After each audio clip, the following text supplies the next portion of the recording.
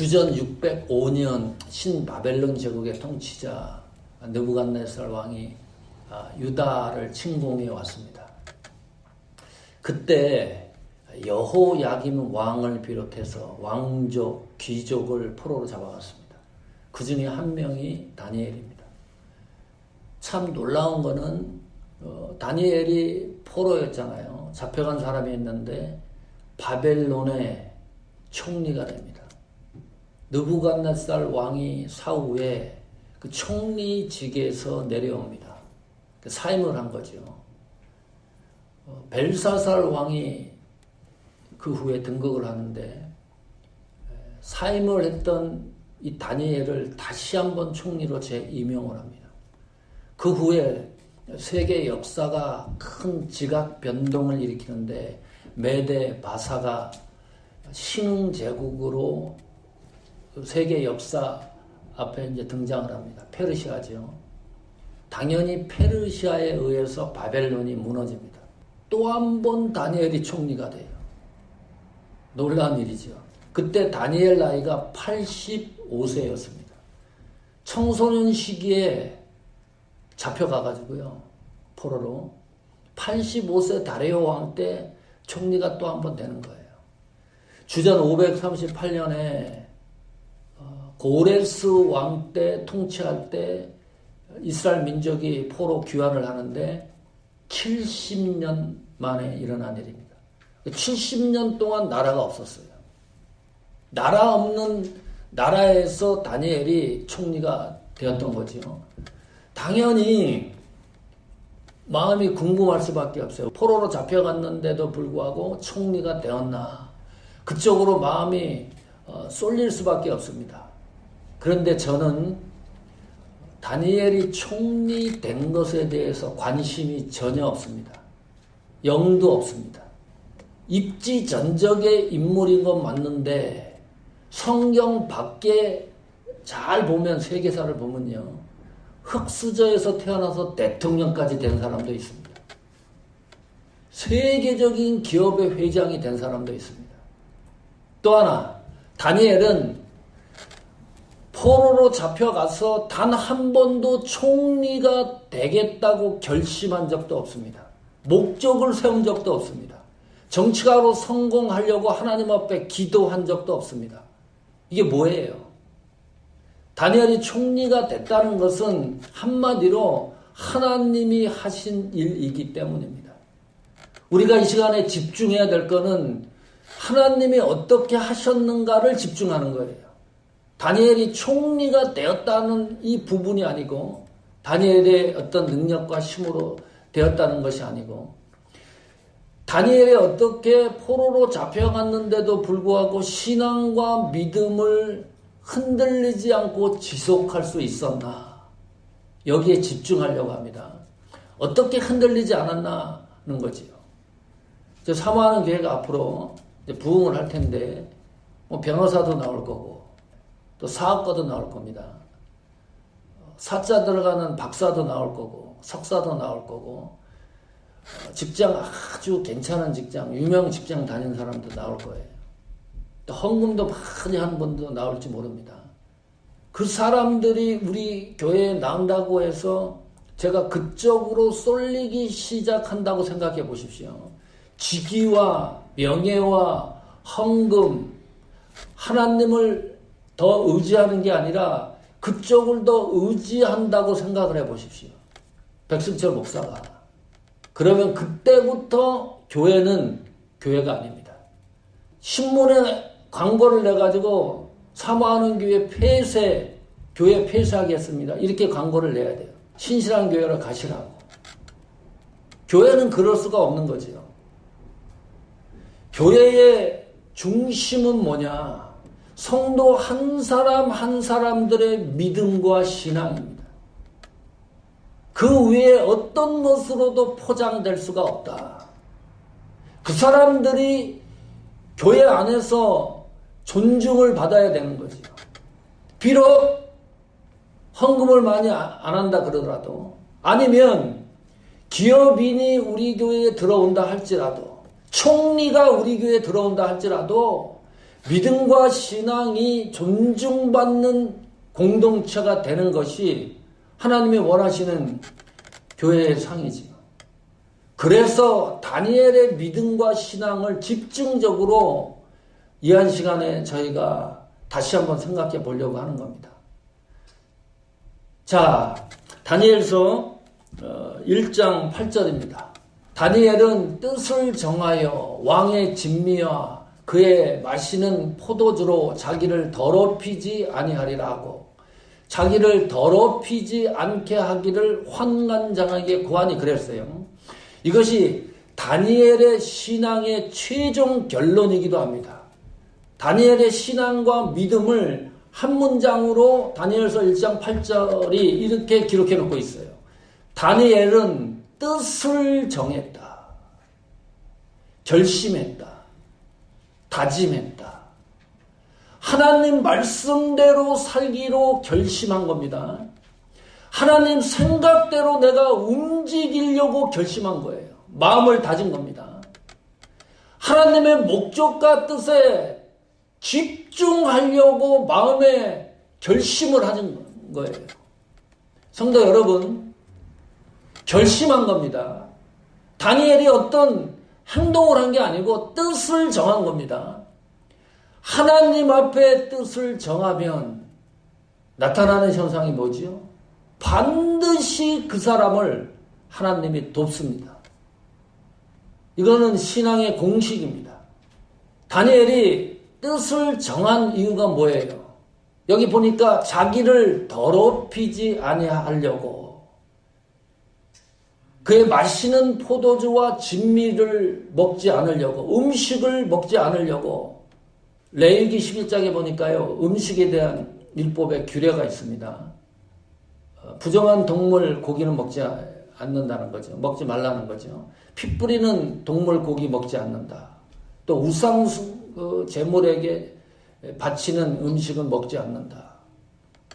다니엘이 구약의 하나님의 말씀을 인지하고 있었던 것 같아요. 자, 그런데 아무리 그래도 좀 이상해요. 느부갓네살 왕이 그 왕족과 귀족을 포로로 잡아와서 똘똘한 인재들을 바벨론화 하려고 유화 정책을 썼습니다. 그 가운데 하나가 이름을 바꾸는 거였어요. 다니엘은 엘이 하나님이란 뜻이에요. 하나님은 심판자, 하나님은 법관, 하나님은 재판관, 그런 뜻이 다니엘이라는 이름의 뜻입니다. 벨드사살로 바꿔버렸어요. 벨이 뭐죠? 바벨론의 많은 신들 중에 하나가 벨이라는 신이었습니다. 대표적 신이에요. 벨이 보호하신다. 이 잡신이 보호한다. 이 잡신이 다니엘이 영웅이라는 거죠. 이 잡신이 총애하는 사람, 그런 의미가 벨드사살입니다. 주어가 하나님에서요 잡신으로 바꿔버렸어요. 3년 동안 교육을 시켜가지고 바벨론 하려고 하는 것이 느부갓네살 왕의 정책이었습니다. 그 가운데 하나가 교육을 시키는 거니까요. 최고의 음식을, 최고의 의식주를 나라에서 다 해결해 주는 겁니다. 완전히 바벨론 사람을 만들기 위해서였습니다. 그 가운데 하나가 음식이 걸리는 거예요. 다니엘이. 3년 동안 견뎌내면, 교육을 받으면 성공이 보장되는 길입니다. 잘 사는 길이에요. 이 포로 생활에서. 얼마나 달콤한 일입니까?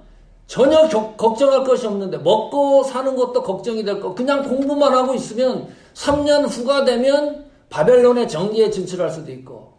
그런데 다니엘이 음식을 먹지 않겠다고 뜻을 정했다. 아무 느낌이 없습니까? 이 대단한 것 같습니까, 이게? 음식 먹지 않겠다. 그것도요, 신앙적인 문제가 아니고요. 믿음, 무슨 교회를 나가지 마라, 기도하지 마라, 그런 게 아니잖아요. 그냥 음식을 안 먹겠다고 뜻을 정했다 그러는데 다니엘이 이게 무슨 대단한 일인가. 그냥 음식을 먹지 않겠다는 게 아니라 채식하겠다는 거예요. 그 나중에 보니까 채식했던 다니엘과 이 친구들이 더 보기가 좋은 겁니다. 고기 먹은 사람보다. 지금으로 따지면 채식하는 사람도 있는데 이 뭐 대단한 거라고 뜻을 정하냐. 그런데요, 하나님 앞에 어떤 문제 결정을 할 때요, 이쪽을 결정하면 성공이 보장되는 겁니다. 그런데 마음에 찝찝한 거예요. 잘 보세요. 우리가 이 세상 살아가면서 하나님 뜻을 결정할 때 보면 이쪽으로 가면 그냥 성공이 완전히 보장이 된 건데 왠지 모르게 가슴에 찝찝한 게 있어요. 하나님 앞에. 그냥 이쪽으로 가면 하나님과 점점 멀어질 것 같은 마음이 드는 거예요. 그러면 이것은 음식의 문제가 아니라니까요. 성공의 문제가 아니라니까요. 이 문제는 신앙과 믿음의 문제예요. 신앙과 믿음의 문제로 해결을 해야 됩니다. 왜 성도들이 실패를 하느냐? 이 문제가 분명히 믿음과 신앙의 문제인데 자꾸 이쪽에서 해결하려고 그러니까 하나님이 찝찝한다는 마음을 준다는 거는요, 그 사람을 하나님이 지극히 사랑하고 있다는 증거입니다.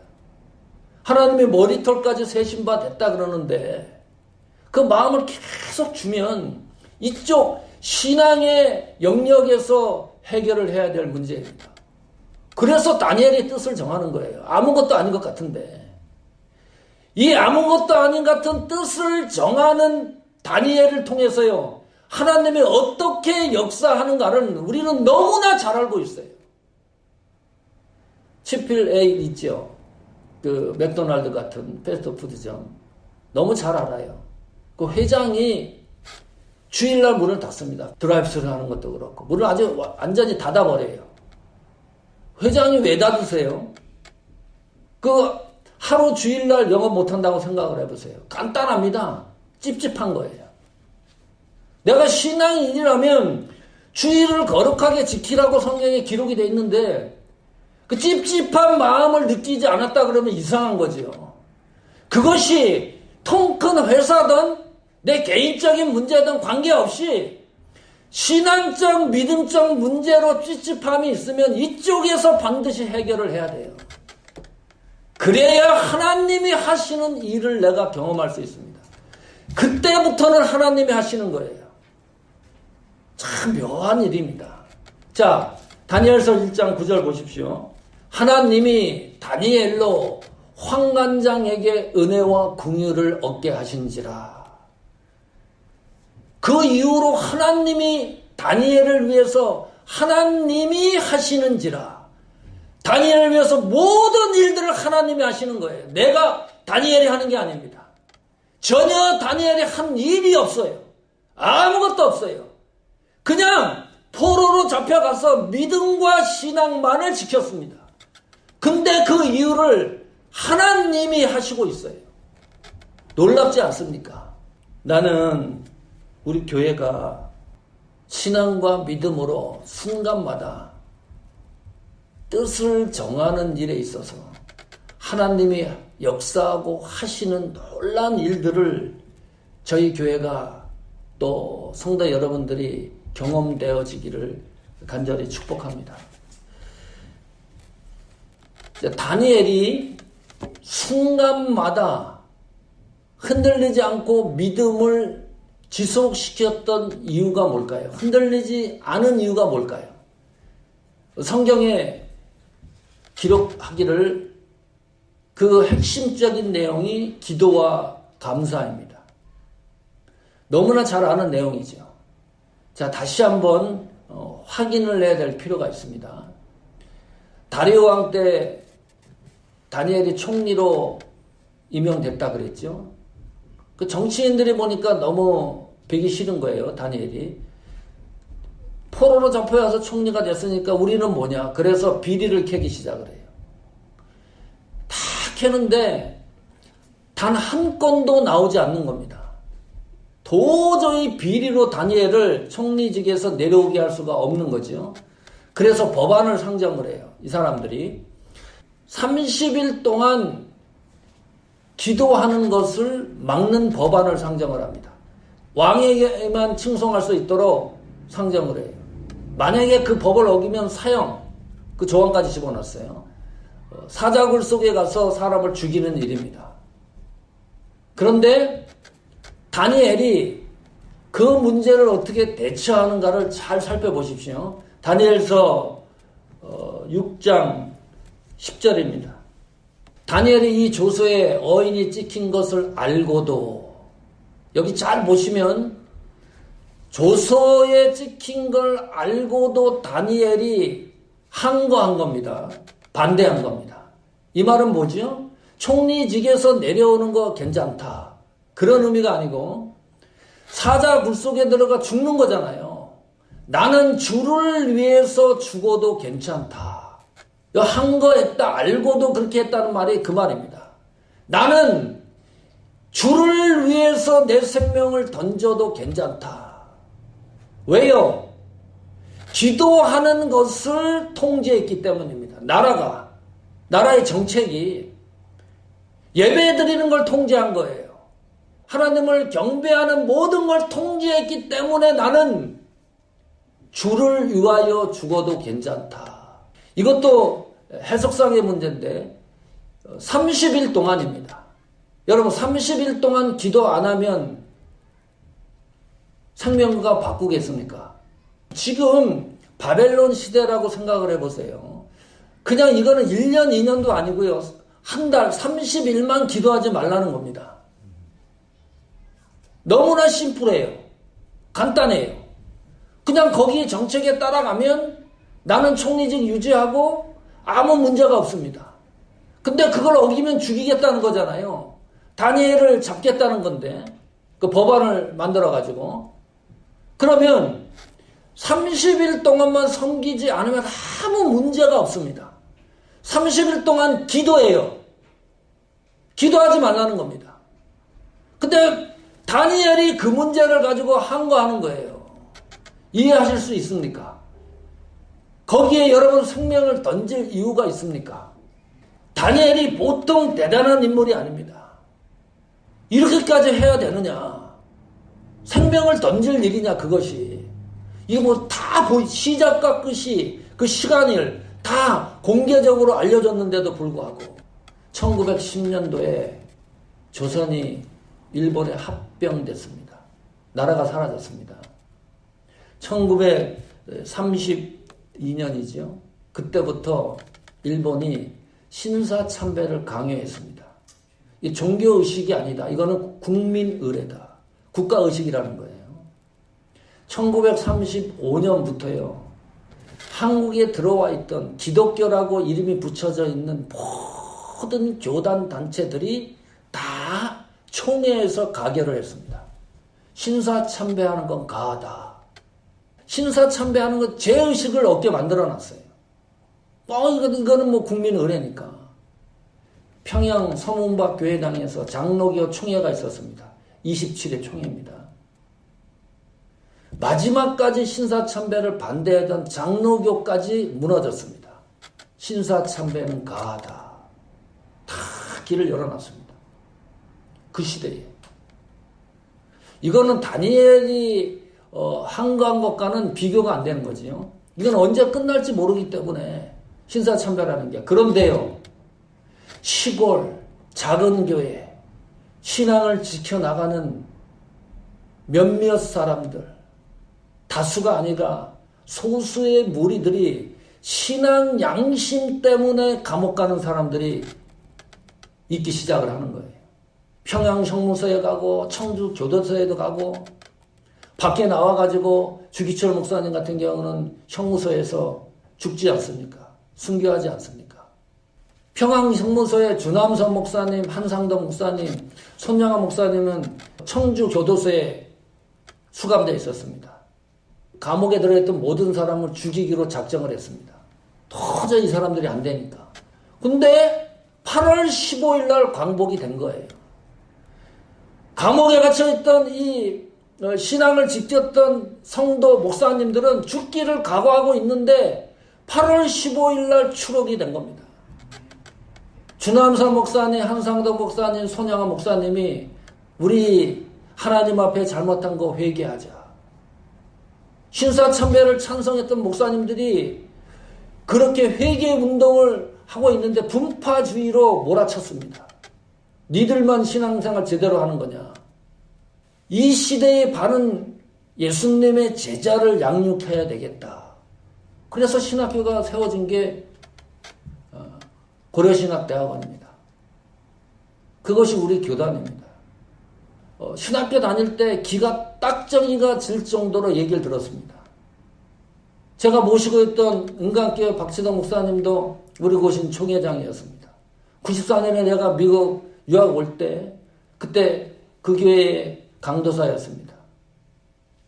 감옥 갔던 분이에요. 그냥 교회 안에 아무 말씀 안 하고 서 있기만 해도 고개가 숙여집니다. 아무 문제가 될 것 같지 않은 거. 30일 동안 눈을 감으면 되는 거예요.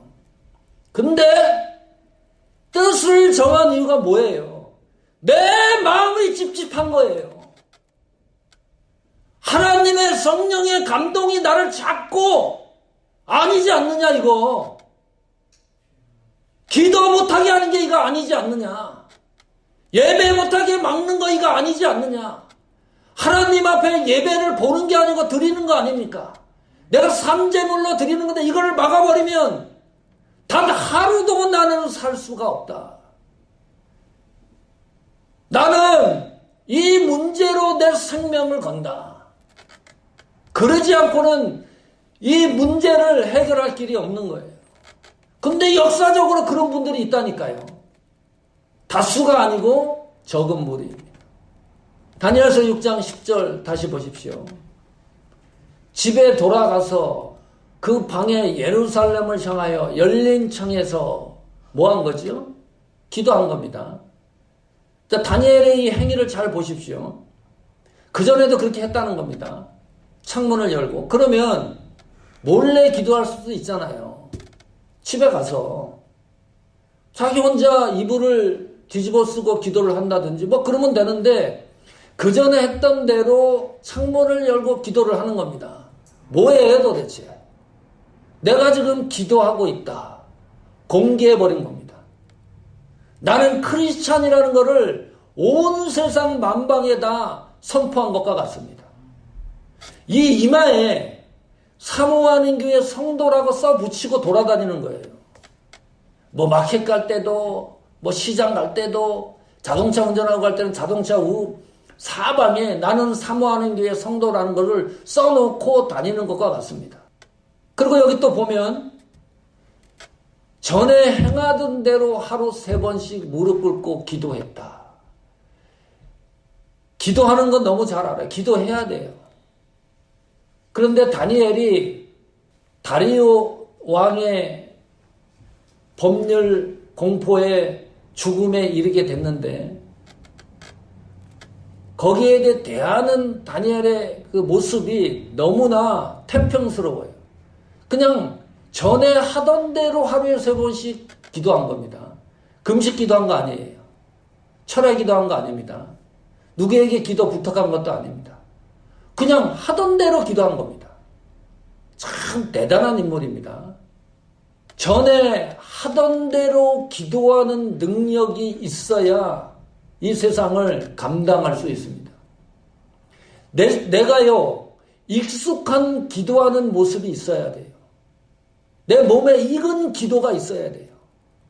이것이 내 몸에 완전히 자리 잡지 않으면 순간순간 무너지는 일이 한두 번이 아닙니다. 특별히 금식 기도하라는 말이 아니에요. 특별히 특별히 기도하라는 말이 아닙니다. 그 문제를 놓고 그냥 전에 하던 대로 기도하는 겁니다. 무슨 기도했겠어요? 다니엘이. 공식적인 기도지요. 나라가 없어졌어요. 사방 흩어져 있는 우리 민족의 동포들을 하나님 지켜주십시오. 믿음이 흔들리지 않도록 해주십시오. 그런 기도했겠죠. 그럼 개인 기도했겠죠. 개인 기도 뭘 기도했겠어요?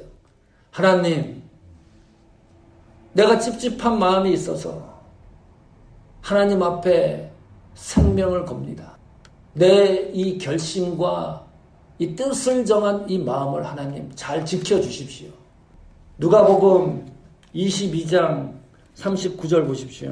예수께서 나가사 습관을 쫓자. 습관을 쫓아란 말은 몸에 익숙한 그런 의미입니다. 감난산에 가심에 제자들도 쫓았더니 예수님도 습관을 쫓아 몸에 익은 기도가 있었습니다. 평신도가 아니에요. 그냥 사람이 아니에요. 그냥 성도가 아니에요. 우리의 구원을 위해서 이 땅에 오신 예수님도 날마다 습관처럼 하는 몸에 익은 기도가 있었습니다. 내일이면 십자가에 못 박혀 죽는 그 절박한 심정에 습관을 쫓아 몸에 익은 기도를 했다. 기도는 성도의 삶입니다. 성도의 삶은 기도입니다. 내 속에 몸에 익숙한 기도가 되도록 애쓰시기를 축원합니다. 기도가 얼마나 대단한 줄 압니까? 우리 교회 성도들 저 시골에서 백재영 장로님하고 이기영 권사님이 새벽 5시에 일어납니다. 차가 다니지도 않아요. 교회 갈 수도 없어요. 매일 새벽 5시에 집에서 일어나서 우리 교회 성도 한 사람 한 사람들 이름을 넣고 기도합니다. 여러분 백재영 장로님, 이기영 권사님 만나봤습니까? 어떻게 생겼는지도 모르지요. 제가 얘기를 하니까 그런 분이 있나 보다. 저 시골 전라도에 가면 영광교회 담임 목사님이 김대동 목사님입니다. 이정혜 사모님이 계세요. 다 새벽마다 우리 교회 성도 한 사람 한 사람 놓고 기도합니다. 여러분이 밖에 나가서 돌뿌리에 걸려가지고 10번 넘어져야 되는데 기도하는 동력자들이 있기 때문에 2-3번 넘어지는 거예요. 어쩔 때는 2-3번도 안 넘어져요. 이 기도의 능력과 권위가 예수님 이름으로 하기 때문에 이렇게 대단한 겁니다. 별거 아닌 것 같지요? 기도하는 사람을 당할 재간이 없습니다. 성도 여러분, 하나님 앞에 기도하는 이 기도의 제목과 모습과 자세가 내 몸에 완전히 익숙해지도록 그렇게 만들어야 돼요. 그래야 이 복잡한 세상을 뚫고 지나갈 수가 있어요. 기도하는 교회가 돼야 하나님이 사모하는 게를 쓰는 거예요. 기도 안 하고 뭐 되는 일이 있습니까? 없어요. 제로입니다. 우리 지금 보잖아요. 습관을 쫓아서 몸에 익은 기도를 다니엘은 엄청난 시련 앞에서 그냥 전에 하던 대로 기도하는 이 담대함이 있었다. 다니엘서 6장 10절 다시 보십시오. 3번씩 무릎 꿇고 기도하며 그 하나님께 감사하였더라. 무슨 감사했을까? 다니엘이. 하나님, 내 인생의 종말이 가까웠습니다. 내가 주를 위하여 죽을 수 있는 마지막 찬스를 나에게 주신 것을 감사합니다. 그냥 세상 먹고 살다가 이렇게 살다가 죽었다 이게 아니고 주를 위하여 죽게 된 그 찬스를 나에게 주신 것을 감사합니다. 아마 다니엘은 그런 감사했을 거예요. 하나님 앞에 뜻을 정하면 죽는 게 결코 아닙니다. 하나님 앞에 뜻을 정하는 것이 중요합니다. 결심하는 것이 중요합니다. 그래야 하나님이 일을 하십니다. 그것이 성도가 이 지상에 살아가는 방법입니다. 하나님 앞에 뜻을 정하면 어떤 결론적으로 현상이 일어나나요? 하나님이 돕는다는 거죠. 반드시 하나님이 돕습니다. 총리의 자리에 오르게 하는 것도 하나님이 모든 것들을 하시는 일이기 때문입니다. 두 번째, 하나님의 뜻을 정하면 기적이 일어납니다. 전혀 예상치 못한 하나님의 은혜가 있습니다. 다니엘서 6장 24절 보십시오. 왕이 명을 내려 다니엘을 참수한 사람들을 이제 알게 된 거죠. 끌어오게 하고 그들을 그 처자들과 함께 사자굴에 던져 넣게 하였더니, 잘 보십시오. 그들이 굴 밑에 닿기 전에, 이 몸이 땅에 바닥에 떨어지기 전에 사자가 곧 그들을 옮겨서 그 뼈까지도 부셔뜨렸더라. 여기에 누가 들어갔었던 거예요?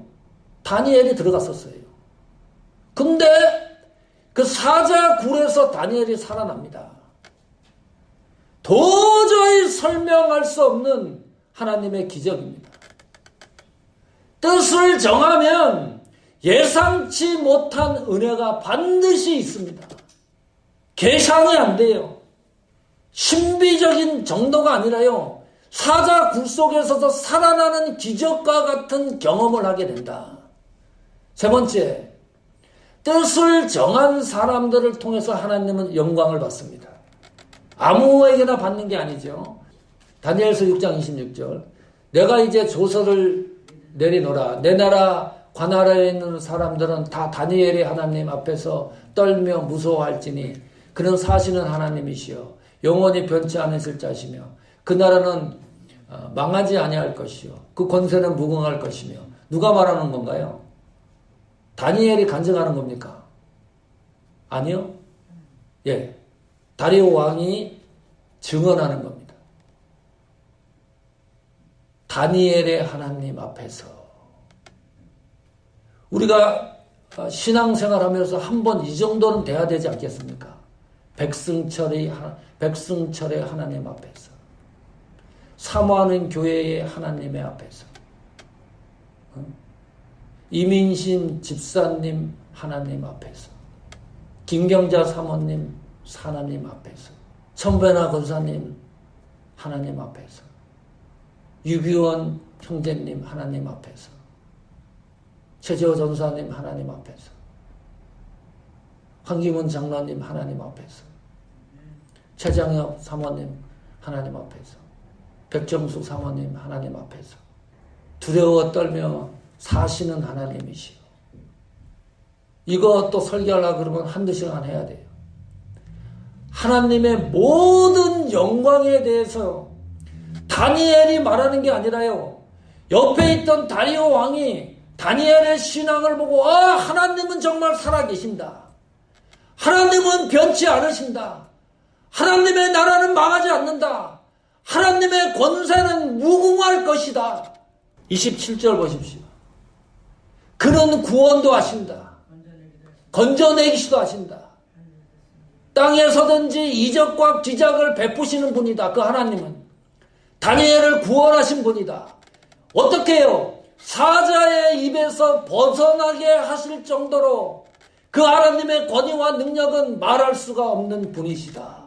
누가 말하는 거예요? 다리오 왕이. 28절 보십시오. 이 다니엘이 다리오 왕의 시대와 바사 사람 고레스 왕의 시대에 형통하였더라. 성도 여러분, 순간마다 하나님 앞에 뜻을 정하십시오. 이쪽이 아무리 성공할 기회가 생기는 길이라 할지라도 찝찝한 마음이 들면, 제가 자주자주 얘기할지 모릅니다. 잃어버릴 때마다.